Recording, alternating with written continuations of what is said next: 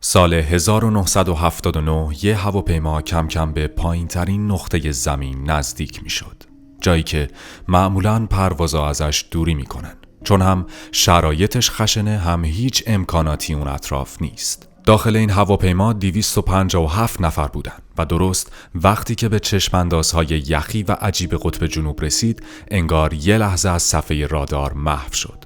و بعدش یک راست رفت تو دل کوههای یخزده اون منطقه و سقوط کرد. عجیبتر این بود که هواپیما چندین کیلومتر از مسیر واقعی خودش منحرف شده بود و اصلا نباید اونجا می بود. همین مسئله ترس و شوک بزرگی ایجاد کرد و این حادثه خیلی سریع تبدیل شد به یکی از مبهمترین و مرگبارترین سقوطهای هوایی که تا اون موقع ثبت شده بود. پرواز شماره 901 ایر نیوزلند یه پرواز تفریحی بود.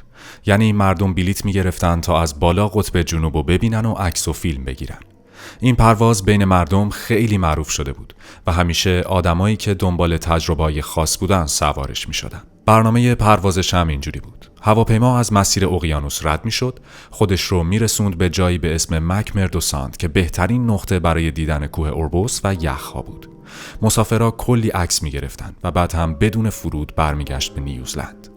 اما این پرواز یه سری خطرهای جدی داشت. اول اینکه چون مسیرش روی قطب جنوب بود، اگه حتی یه مشکل کوچیک فنی پیش می اومد، هیچ محلی برای فرود اضطراری وجود نداشت. دوم اینکه منطقه مکمردو فوق‌العاده سرد بود و اگه هواپیما با سرعت معمولی از اونجا عبور می‌کرد، سرمای هوا میتونست فلاپ‌های بال رو یخ بزنه که برای یه پرواز واقعاً فاجعه باره. برای همین مجبور بودن سرعت رو بالاتر ببرن تا این اتفاق نیفته. از اون بدتر این که برای کاپیتان جیم کالنز و کمک خلبانش گریگوری مارکسن این اولین تجربه پرواز به قطب جنوب بود.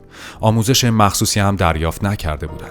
فقط یه جلسه شبیه ساز 45 دقیقه‌ای داشتن که توش بیشتر ابزارهای پایه ناوبری مرور شده بود. البته این به معنی بی تجربه بودنشون نبود. هر دو خلبان‌های حرفه‌ای بودن، اما این مسیر خاص برای هر کسی ریسک خودش رو داشت.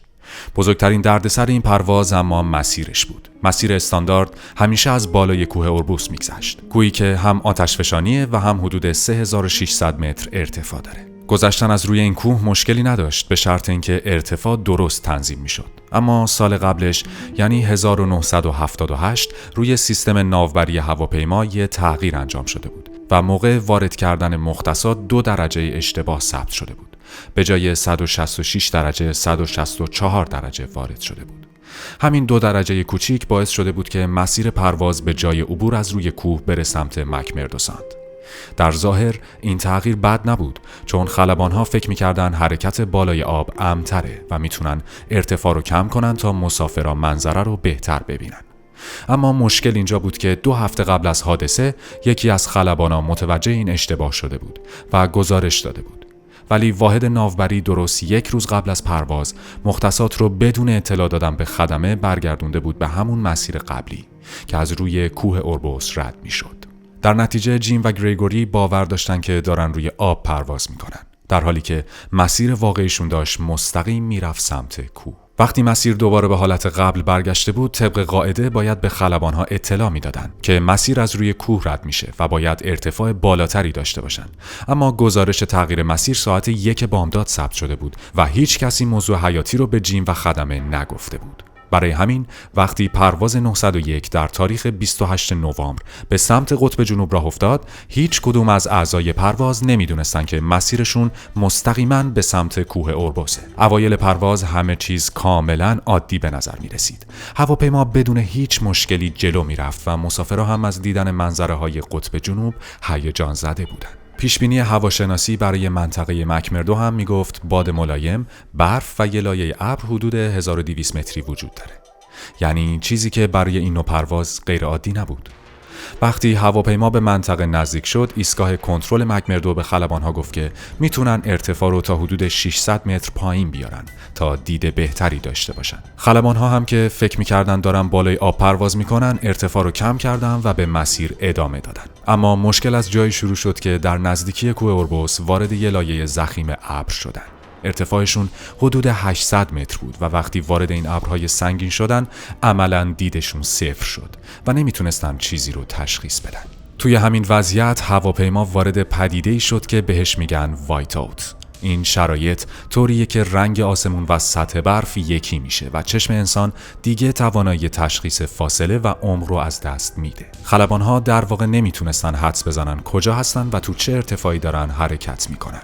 از طرفی سیگنال مکمردو هم هی قطع و وصل میشد تا اینکه کامل از دست رفت. این باعث شد خدمه بیشتر سردرگم بشن، چون با تصویر اینکه بالای اقیانوس هستن به مسیر مستقیم ادامه میدادن، در حالی که عملاً داشتن به کوه نزدیک میشدن. مهندس پرواز کم کم نگران شد و پرسید: کوه اوربوس کجاست؟ چرا بهش نمیرسیم؟ راهنمای تور که داخل کابین بود گفت حدود 35 کیلومتر سمت چپ. ولی واقعیت این بود که هیچ کدوم دقیق نمیدونستن موقعیت واقعیشون کجاست. هرچقدر جلوتر میرفتن شک و تردید بین خدمه بیشتر میشد.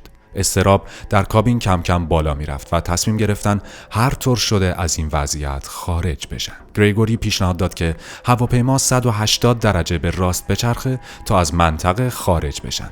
ولی جیم با این پیشنهاد مخالفت کرد و به مسیر ادامه داد. چند ثانیه بعد ناگهان سیستم هشدار نزدیکی به زمین روشن شد و فریاد زد که تنها 150 متر با زمین فاصله دارند.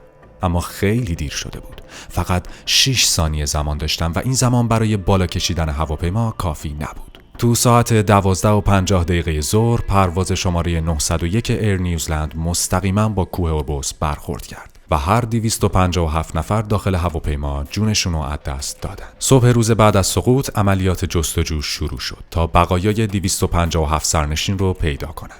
کارشون اصلاً ساده نبود، چون هواپیما وسط یکی از سخت‌ترین و سردترین نقاط کوه اوربوس سقوط کرده بود و شرایط بد هوا اونقدر شدید بود که هر لحظه ممکن بود عملیات متوقف بشه. با این حال تیم‌های مختلفی از پلیس، دندونپزشک، کارشناسان تشخیص هویت و چند گروه تخصصی دیگه راهی کوه شدند تا اجساد و وسایل مسافرا رو جمع‌آوری و شناسایی کنند. سرپرست تیم نگهداری اجساد جیم مورگان بعدها تعریف کرد که هفته‌ها در وسط جنازه‌ها و لاشه هواپیما کار کردند و شرایط واقعاً طاقت فرسا بوده، هم به خاطر سرما و هم به خاطر حیواناتی که گاهی سر و کله‌شون پیدا می‌شد و کارو سخت‌تر می‌کردن. با تمام این سختی‌ها تیم موفق شد حدود 83% از اجساد رو پیدا و شناسایی کنه. در نهایت به خاطر کار بزرگی که انجام داده بودن از طرف ملکه نیوزلند مدال افتخار دریافت کردند. ولی داستان فقط به پیدا کردن اجساد ختم نمی‌شد. سالهای زیادی درباره اینکه مقصر اصلی این فاجعه کی بوده بحث و جدل وجود داشت. توی نیوزلند تقریباً هر کسی یکی از قربانی‌ها رو میشناخت و همین باعث شده بود کل کشور به این پرونده حساس بشه. اولین گزارش رسمی توسط بازرس ارشد حوادث هوایی ران چیپندیل منتشر شد. توی گزارشش گفته بود که دلیل اصلی سقوط خطای خلبان بوده. توضیحش هم اینجوری بود: اول، تغییر مسیر خلبان‌ها رو گمراه نکرده. دوم، خلبان‌ها از حداقل ارتفاع 2000 متری پایین‌تر اومدن. و سوم، با وجود اینکه مطمئن نبودن دقیقاً کجا هستن به مسیرشون ادامه دادن. این گزارش خشم خیلی ها رو برانگیخت، چون خانواده خلبان‌ها و حتی مردم عادی فکر می‌کردن این نتیجه گیری خیلی ساده انگاران است و حقیقت پشت ماجرا چیز دیگه ایه. همین باعث شد علاقه مردم به این پرونده بیشتر بشه و فشار افکار عمومی بالا بره. در نتیجه دولت تصمیم گرفت بررسی دوباره انجام بده. این بار یه قاضی خیلی جدی و باهوش به نام پیتر ماهون مسئول شد تا پرونده رو از صفر بررسی کنه. قاضی بعد از ماه‌ها تحقیق به این نتیجه رسید که خلبان‌ها مقصر نبودن، بلکه مشکل اصلی همون اشتباه ناوبری و مخصوصاً اطلاع ندادن درباره تغییر مسیر بوده. اون 3 دلیل اصلی آورد. اول، مختصات مسیر اشتباه تنظیم شده بود و هواپیما به جای مسیر امن مستقیم به سمت کوه رفته بود. دوم، به خلبان‌ها هیچ اطلاعاتی درباره اینکه مسیر روز قبل عوض شده داده نشده بود. و سوم، خدمه اصلا نمیدونستن پدیده‌ای مثل وایت‌اوت چقدر میتونه خطرناک باشه و این موضوع تو آموزش‌ها توضیح داده نشده بود. ماهون حتی یک قدم جلوتر رفت و خطوط هوایی نیوزلند رو متهم کرد به اینکه عمدن بعضی از اطلاعات کلیدی رو پنهان کردن. جمله معروفش هم که خیلی سر و صدا کرد این بود: من مجبور شدم بگم که داشتم به یک رشته‌ای از دروغ‌های سازماندهی شده گوش میدادم. البته تمام این تحقیقات و دادگاه‌ها نمیتونستن چیزی رو که تو سال 1979 اتفاق افتاده بود رو برگردونن یا جلوی اون فاجعه رو بگیرن. یکی از مسئولین بعداً گفت هیچ کس دقیق نمیدونه آینده قطب جنوب چه چیزی رو تو خودش داره. اما هواپیما و هوانوردی قطعاً بخشی از اون خواهد بود. نیوزلند ارتباط خیلی نزدیکی با قطب جنوب داره و همین باعث شد این حادثه ضربه روحی بزرگی به مردم وارد کنه. چون تقریباً همه کشور به نوعی با این ماجرا درگیر بودن. چه از طریق خانواده ها، چه از طریق رسانه ها و چه به خاطر شوک ملی که ایجاد شده بود. قطب جنوب جاییه که هم تجربه میخواد و هم احترام. بیرحم‌ترین جای زمینه و کوچکترین اشتباه توش میتونه به قیمت جان تمام افراد تموم بشه. مسافرهای پرواز 901 توی سفری که قرار بود فقط یه ماجراجویی هیجان انگیز باشه، جونشون رو از دست دادن. اما نتیجه تلخ این حادثه باعث شد تغییرات بزرگی توی ایمنی پروازها انجام بشه. تغییراتی که همین الان هم میلیون‌ها نفر رو تو پروازهای مختلف امن نگه می‌داره. و در نهایت این پرونده تبدیل شد به یکی از مهمترین درس‌های تاریخ هوانوردی. اینکه حتی کوچکترین اشتباه، بی اطلاعی از یک تغییر جزئی یا اعتماد بیش از حد به شرایط ظاهراً امن میتونه سرنوشت یه پرواز رو به طور کامل تغییر بده. مرسی که تا اینجای ویدیو با رادکست همراه بودید. لطفاً نظرتون رو برای ما بنویسید و پیشنهاداتتون رو برای ویدیوهای بعدی برای ما کامنت کنید.